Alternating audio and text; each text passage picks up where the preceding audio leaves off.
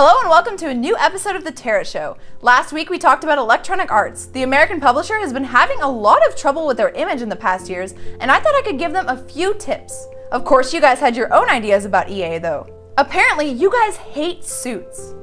A Dreamer Z says, EA's management doesn't play games and probably has never seen any of the Battlefield or Need for Speed games. All they see are some Excel reports, share prices, release schedules, production costs, and so on. Well, this is partly true, as EA is listed on the stock market, and we all know that's all about pleasing shareholders. All consumers can really do is show their distaste by just not buying the games. Steve Fusion X has been doing that already. He replied, "Stop buying from EA. Simple. I have boycotted them for years, for numerous reasons, and have not missed out on anything even half decent." According to many other commenters, the future of EA is based a lot on the performance of Mirror's Edge 2 and Dragon Age Inquisition. But in my opinion, it's not just those games.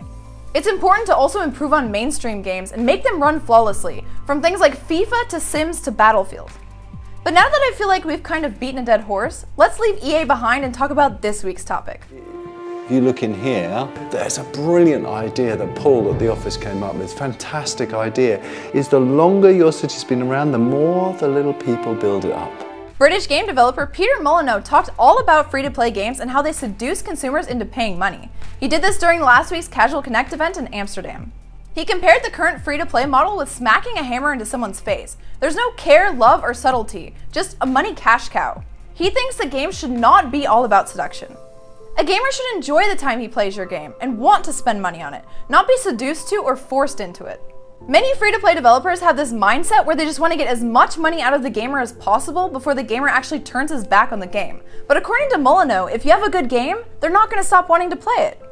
But of course, Peter is working on his own free-to-play game called Goddess, so his words might be biased. But still, don't we agree? And of course, we know all about success stories like Heyday and Clash of the Clans. Game studio Supercell is making $2 million a day off of these games. Free-to-play games don't have to necessarily have a deep storyline, but they have to be fun. The current negative PR surrounding Dungeon Keeper is a clear example of how you should not make a free-to-play game. The game even tells you that you could have done better if you bought a certain item. Pay to win is not free-to-play. Free-to-play is actually fun, challenging, but you could also spend money if you want to. Personally, I hate games where you can invest money into them in order to have the same amount of stuff as someone who has actually spent no money, but put a lot of hard work into it.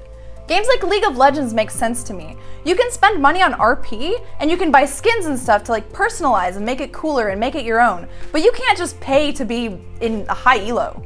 And then of course there's games like Hearthstone, where they're still fun even though you still have that kind of pay to win scenario. You can buy packs, you can buy arena rounds, or you could just grind for it and not spend a dime, and still have a ton of fun.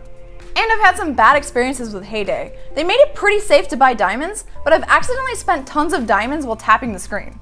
And we all remember stories of children buying berries in Smurf's Village and spending hundreds of dollars on their parents' credit card.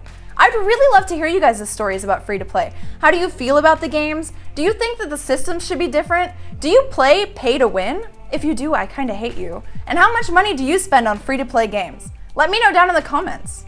Are your free-to-play games of choice on the PC, console, or smartphone? Let me know, and don't forget, you might be on next week's show. See you guys later. Don't forget to like the video, subscribe to the channel, and make sure you check out my own personal channel down in the description. Bye! Me being a boy, when I see something like that, I kind of want to destroy it as well.